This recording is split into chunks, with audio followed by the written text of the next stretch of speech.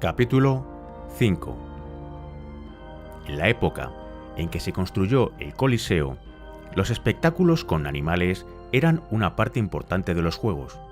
Las bestias salvajes siempre habían aparecido en los juegos, desde sus días más tempranos, ya fuera en números con animales amaestrados o en cacerías en las que ciervos, cabras salvajes y antílopes se soltaban en la arena y morían a manos de cazadores expertos.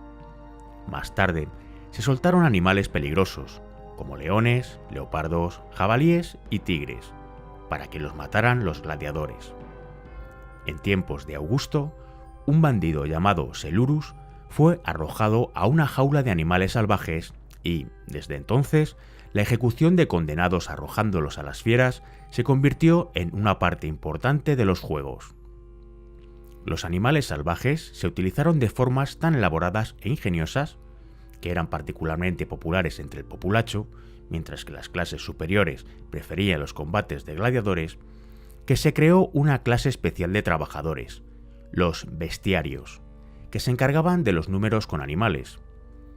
Estos hombres tenían sus propias escuelas, como los gladiadores, y tenían sus propias costumbres, una jerga profesional y su propio uniforme. Uno de estos bestiarios se llamó Carpophorus. Sabemos de él porque el poeta Marcial escribió con entusiasmo: Carpophorus podría haber manejado a la hidra, la quimera y al toro de Creta al mismo tiempo. Esto es todo lo que sabemos de Carpophorus. Vamos a describir ahora cómo sería uno de los mejores bestiarios durante el reinado del emperador Domiciano, poco después de la construcción del Coliseo, y vamos a llamar a nuestro héroe Carpophorus por comodidad. Supondremos que Carpophorus era un hombre libre. Era hijo de esclavos liberados que habían muerto, dejando a su hijo en la indigencia. Como sus padres fueron liberados, el niño también lo fue, pero como hijo de ex-esclavos, era mirado con desprecio por el populacho romano. Debido a este prejuicio, encontrar trabajo era aún más difícil para él que para la mayoría de la gente de la época, y, desde muy temprana edad, el chico tuvo que andar rondando el Circo Máximo, el Circo Flaminio, el Circo de Nerón y todos los demás circos grandes y pequeños de Roma, incluyendo los espectáculos itinerantes que actuaban donde encontraran sitios y ofrecían luchas de gladiadores ya acabados y leones apolillados. El pequeño Carpophorus llevaba agua para los elefantes, limpiaba las jaulas, pulía las armaduras de los gladiadores y hacía los recados por unas cuantas monedas de cobre y la comida. Por la noche, dormía bajo los arcos del Circo Máximo. Había cientos de estos arcos que soportaban las hileras de sitios y formaban un laberinto de pasadizos interconectados, agujeros y rendijas por donde solo un niño podría arrastrarse. Carpophorus aprendió a orientarse por todo este laberinto a ciegas. Este mundo, bajo las gradas, estaba habitado por echadores de fortuna, astrólogos, vendedores de fruta y souvenirs, vendedores de salchichas y de carne picada y prostitutas. Toda esta gente formaba una especie de hermandad muy unida que vivía de las personas que acudían a los espectáculos. Cuando la gente se aburría en las gradas, dejaba su sitio y bajaba a este mundo subterráneo donde podían comprar platos especiales, conseguir un pellejo de vino, ver danzas obscenas de las mujeres sirias y árabes bailando al sol de los tambores, címbalos y castañuelas, o encontrar los servicios de alguno de los niños, muy pintados, que iban vestidos con un blusón remangado por encima de las nalgas. Carpophorus creció en este mundo. Aunque durante una época soñó con convertirse en un gladiador famoso o en una auriga, su verdadero talento estaba relacionado con los animales. Recogió a un par de perros vagabundos en la calle y los enseñó a bailar sobre las patas traseras, a caminar sobre la cuerda floja, a aullar tristemente cuando les preguntaba ¿qué opináis de los equipos rojos, blancos y azules? Y a ladrar con entusiasmo cuando preguntaba ¿qué opináis del equipo de los verdes? Esto, por supuesto, si el espectador llevaba una flor o un pañuelo verdes. Como los perros obedecían a una señal de la mano más que a las palabras, podían ladrar o gemir cualesquiera que fueran los colores. El muchacho no se hacía muchas ilusiones sobre su trabajo, sobre el populacho ni sobre el emperador. En una ocasión, llevó pan y vino a unos carpinteros que trabajaban en una galera magnífica, construida de manera tan inteligente que luego, quitando una sola pieza, el barco completo se reducía en pedazos. Se suponía que la galera era para uno de los espectáculos. De hecho, una galera de este tipo se había utilizado unas semanas antes y el emperador Nerón se había interesado mucho por ella. Pero cuando se terminó esta galera en concreto, se llevó al puerto de Baiae. Un mes más tarde, se supo que la reina madre, Agripina, había sido obsequiada por su devoto hijo, el emperador, con una nueva galera, que se había hundido luego, inesperadamente, en el medio de la bahía. Algunos de los carpinteros que hablaron del tema fueron condenados a la arena. Carpoforus conservó la boca cerrada, pero este incidente confirmó al chico en la creencia de que el mundo entero era como el circo, un lugar sin justicia ni misericordia, donde solo los más listos y los más duros podían sobrevivir. Con los años, Carpoforus consiguió trabajo como ayudante de alguno de los bestiarios del circo y aprendió sus técnicas para manejar a los animales salvajes más peligrosos. Una vez, cuando un bestiario intentaba sacar de la arena a un oso, utilizando una especie de látigo de 9 colas que llevaba bolas de plomo en las puntas, el oso se había revuelto y había agarrado al hombre por el hombro. El joven Carpoforus saltó a la arena con un puñado de paja ardiendo que le quitó a un esclavo e hizo retroceder al oso. Llegaron rumores de esta hazaña a uno de los instructores de la escuela de bestiarios y este habló con el chico. Llegaron al acuerdo de que Carpoforus iría a la escuela si el chico se convertía en su esclavo durante los 10 años siguientes. Carpoforus aceptó la oferta y se convirtió de esta manera en auctorati, tutelado. Pasó 2 años en la escuela, aprendiendo cómo manejar animales de todos los tamaños, desde los zorros hasta los elefantes. Aunque todo el mundo en la escuela admiraba la asombrosa habilidad del joven con los animales, Carpoforus era muy impopular, y ni siquiera el más visionario de los instructores imaginó nunca que ese muchacho callado y huraño llegaría a ser algún día el mejor bestiario de Roma. El muchacho era bajo, moreno, de fuerte constitución y si bien no realmente desgarbado, al menos no era grácil en sus movimientos. Se suponía que un buen bestiario debía ser ágil y esbelto, como un torero en la actualidad.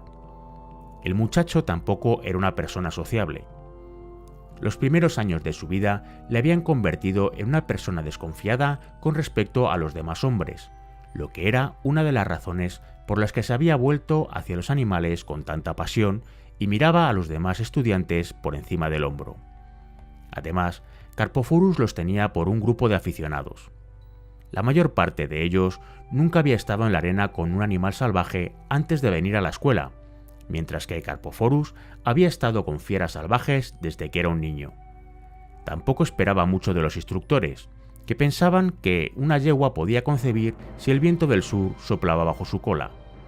Carpoforus sabía un poco más que todo esto. El muchacho pasó los cursos habituales de la escuela y aprendió muchas cosas que su educación autodidacta como muchacho encargado de las jaulas no le había enseñado. Como en el caso de los gladiadores, había muchos tipos de bestiarios. Unos se especializaban en mantenerse por delante de las bestias corriendo, otros se especializaban en esquivarlos. Había toreros, domadores de leones, pertiguistas, etc. Carpoforus, por su gran fuerza y su brutal técnica, se hizo venator, cazador. Aprendió a luchar con los animales sin armas, estrangulándolos o rompiéndoles el cuello. Aprendió a cegar a una leona, arrojándole una capa sobre la cabeza y luego romperle la espalda golpeándole el lomo con el canto de la mano. Al menos, los escritores romanos decían que un bestiario podía hacer esto, que debía ser bastante espectacular. También luchaba con osos, con un velo en una mano para distraer al animal y una espada en la otra. Para aprender a esquivar, el joven tuvo que luchar contra un leopardo atado a un toro mediante una cuerda larga. Como el toro se podía mover, al igual que el leopardo, este trabajo era mucho más difícil que si el leopardo hubiera estado simplemente atado a una estaca, pero mucho más fácil que si hubiera estado libre. Otro bestiario, con un arpón, se colocaba detrás de los animales, incitándoles. Carpophorus también fue arrojado a dos fieras salvajes al mismo tiempo, como por ejemplo a un león y un leopardo, y tuvo que aprender a esquivarlos. A veces se le forzaba a permanecer tumbado en el suelo mientras se le arrojaba un jabalí o un toro. Carpophorus aprendió a ponerse en pie de un salto en el último instante para escapar de la embestida. También aprendió a enfurecer a los animales salvajes, permitiéndoles que casi le alcanzaran para, en el último momento, saltar sobre una valla o al otro lado de una cerca de madera, como en las corridas de toros actuales. El propósito de esta maniobra era enfurecer tanto a los animales que luego atacarían encantados a los criminales condenados que se les arrojaba. Naturalmente, muy pronto Carpophorus estuvo cubierto de cicatrices, pero, como todos los bestiarios, estaba tan orgulloso de ellas como un soldado de sus medallas, considerándolas un distintivo de su profesión. Se podía señalar cualquiera de ellas que Carpophorus sabía cuándo y cómo se la había hecho. El joven bestiario tenía dos vicios. Era muy bebedor y tenía un carácter muy agresivo. El vino estaba prohibido entre los estudiantes, excepto durante las comidas, y entonces se mezclaba con agua. Pero Carpophorus sabía organizarse bien y tenía su propio suministro. Uno de sus trabajos en la escuela era entrenar a un leopardo para convertirlo en un devorador de hombres. Este era un proceso complicado, ya que ninguno de los grandes felinos ataca voluntariamente a los humanos. La primera parte del entrenamiento consistía en vencer el miedo instintivo a los humanos que tienen los leopardos. Para este propósito, es mucho mejor un leopardo nacido en cautividad, que nunca ha aprendido a temer a las personas, que una fiera salvaje capturada. Se seleccionaba un cachorro, y un bestiario fuertemente protegido se acercaba al animal, fingiendo estar muy nervioso. En cuanto el leopardo le golpeaba, el bestiario se tiraba al suelo de la jaula, simulando estar agonizante. La visión de una víctima postrada suele dar valor a cualquier animal agresivo para atacar, y, además, el hombre llevaba trozos de carne atados a sus protectores. De esta manera, se enseñaba a un leopardo a convertirse en un asesino. El animal siempre ganaba en estos combates, y el entrenador tenía mucho cuidado de no golpearle o castigarle nunca de ninguna manera. Al leopardo se le alimentaba siempre con carne humana. Había mucha siempre alrededor de la arena. Y más tarde se le estimulaba a atacar esclavos. A estos hombres se les rompían los brazos y se les quitaban los dientes, de manera que no pudieran herir al animal. Un hombre desesperado, aún sin armas, puede matar a un leopardo. Karl Akeli, el explorador africano, logró esta proeza, pero incluso en el caso de las mujeres o los niños, es necesario que el animal esté convencido de que puede ganar siempre sin problemas. Por último, cuando el animal confía plenamente en su poder, se le arrojan esclavos sin tullir para que los mate. Si el esclavo opone mucha resistencia en la lucha, el bestiario, que está al tanto, ayuda al leopardo con una rápida estocada con un arpón. El devorador de hombres de Carpophorus era un animal perfectamente entrenado. Había desarrollado un patrón de comportamiento tan perfecto que nunca se le ocurría atacar a Carpophorus o a nadie más, excepto a las personas que eran arrojadas a la arena de entrenamiento. Solo solía comer en esas condiciones específicas y se hubiera muerto de hambre en una carnicería, ya que no hubiera reconocido la carne como comestible. Puede parecer increíble, pero es cierto. Un león o un tigre devoradores de hombres atacarían a través de un rebaño de ovejas a un pastor y no tocaría a una vaca recién muerta, porque ha perdido el gusto por cualquier tipo de carne, excepto la carne humana. Esto ocurrió, por ejemplo, en el caso de los famosos devoradores de hombres de Tsavo, en Kenia, en África Oriental, durante 3 semanas, durante la construcción de un ferrocarril. Los 2 leones de Etsavo ignoraban a las cabras, a las reses e incluso a las cebras, la comida favorita de los leones, que se ponían como cebos. Tuvieron que ser atraídos finalmente a una trampa de doble compartimento con 2 hombres como señuelos en uno de los compartimentos. Incluso durante la cerrada descarga de fusilería, continuaban intentando alcanzar a los hombres.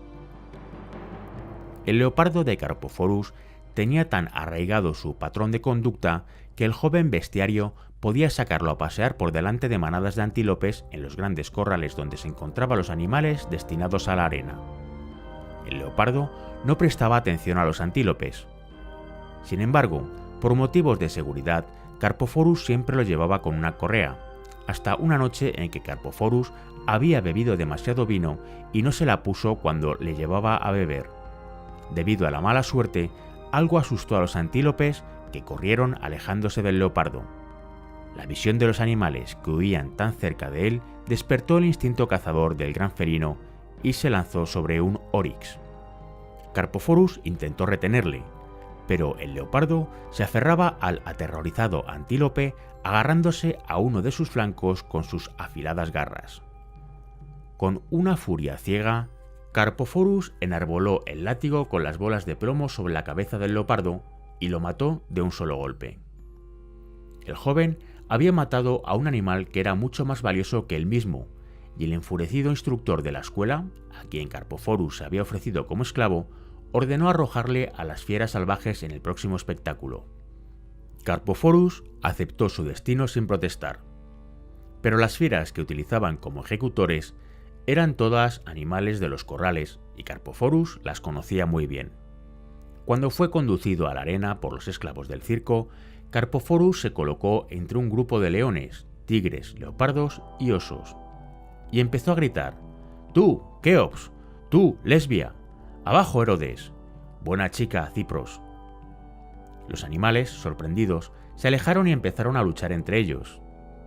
Este espectáculo impresionó tanto a la multitud que pidieron la liberación de Carpophorus, que fue devuelto a la escuela.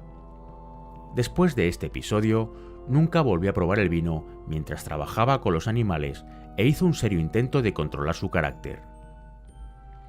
Cuando Carpophorus se licenció de la escuela, empezó a trabajar como bestiario en el circo. A diferencia de sus demás compañeros, Carpophorus nunca perdió de vista el hecho de que su trabajo era fundamentalmente agradar al público, no realizar ninguna proeza que pudiera ser apreciada por otros bestiarios o por unos cuantos expertos que hubiera en las gradas. Habiendo crecido bajo las gradas, sabía perfectamente que era el populacho quien mandaba en el circo, no los intelectuales de las primeras filas, y menos aún los bestiarios de otros tiempos que solían reunirse por las noches en la tienda de vinos de Chilo, no precisamente en la Vía Apia, donde solían hablar de sus pasados triunfos, mientras que los jóvenes más respetuosos se sentaban alrededor y escuchaban. Por ejemplo, estos anticuados bestiarios consideraban que era una gran proeza entrenar a ciervos para que tiraran de un carro. Los ciervos son unos animales muy nerviosos, y solo unos pocos bestiarios habían conseguido esta hazaña.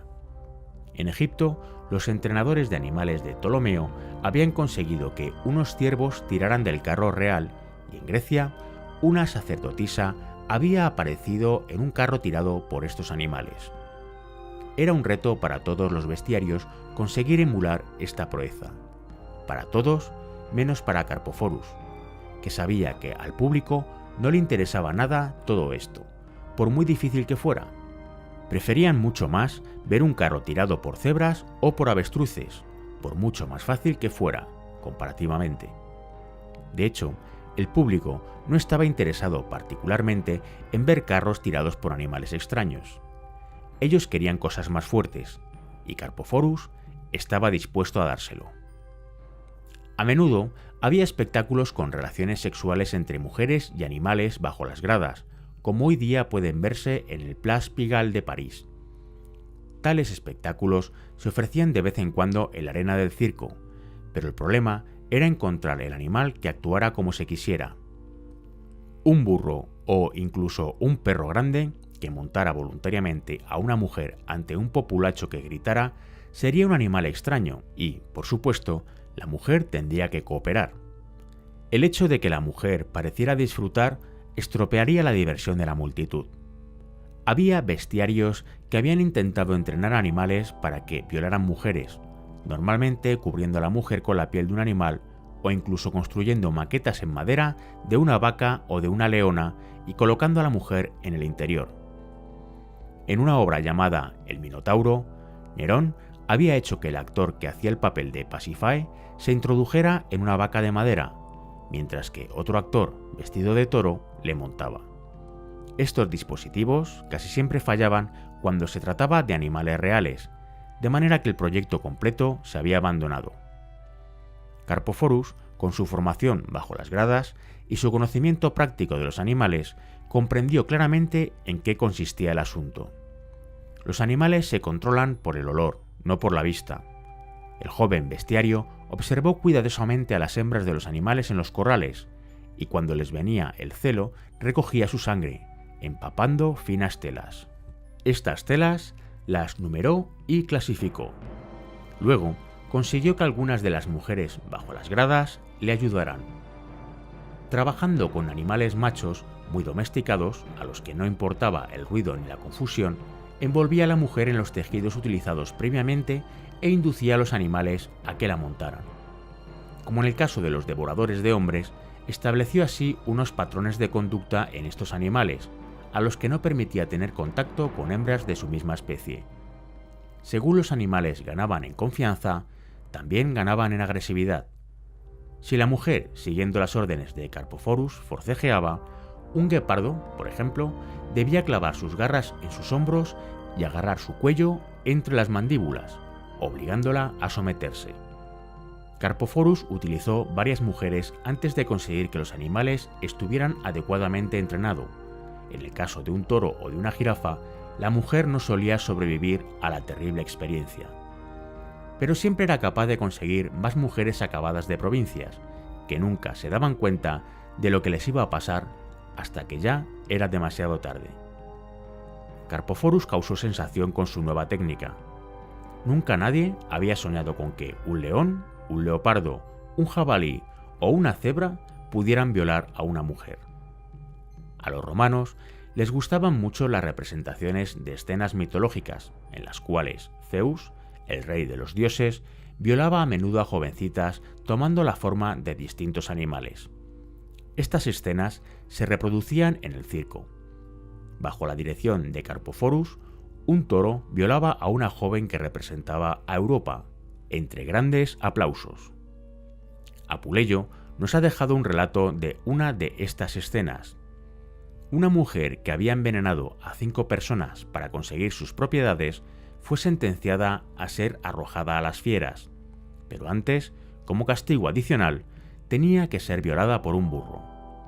Se colocó una cama en mitad de la arena, empotrada dentro de un caparazón de tortuga y con un colchón de plumas, con una colcha china bordada. La mujer fue atada por los brazos y las piernas extendidos. El asno había entrenado para arrodillarse sobre la cama, ya que, de otra manera, el asunto no podía finalizar adecuadamente. Cuando terminó el espectáculo, se soltaron las fieras para que pusieran final al sufrimiento de la desgraciada mujer. Carpophorus guardó en secreto su método para entrenar animales, diciendo que todo se debía a un amuleto especial que colgaba alrededor del cuello del animal antes de que entrara en la arena. Aunque se le ofrecieron sumas fabulosas por el amuleto, siempre rehusó venderlo. Al final, se lo dio a su maestro de la escuela, a cambio de la cancelación de los años de esclavitud que le quedaban. El hecho fue que el amuleto nunca volvió a funcionar en manos del maestro. Los antiguos bestiarios siempre despreciaron a Carpophorus. Decían que había degradado su noble profesión mediante estos espectáculos indecentes. Olvidaban que en su día ellos habían sido criticados por el por entonces aún poco practicado entrenamiento de los devoradores de hombres, que eran utilizados en las luchas con hombres y mujeres indefensos. Realmente, los críticos antiguos y los de estos días tenían razón. Los espectáculos eran cada vez más viciosos. Lo que una vez fueron, aunque brutales, espectáculos de valor y destreza, se iban convirtiendo poco a poco en meras excusas para espectáculos crueles y de perversión sexual. Aunque Carpophorus alardeaba de que nunca le habían importado lo que decían los bestiarios de otros tiempos, sus críticas le molestaban. Así que continuó luchando en la arena como Venator y una vez mató a 20 fieras salvajes en un día, posiblemente con sus manos desnudas. No se sabe qué tipo de animales eran. Para este trabajo salvaje y peligroso, Carpophorus no tenía igual. Por eso es el único bestiario cuyo nombre ha llegado hasta nosotros.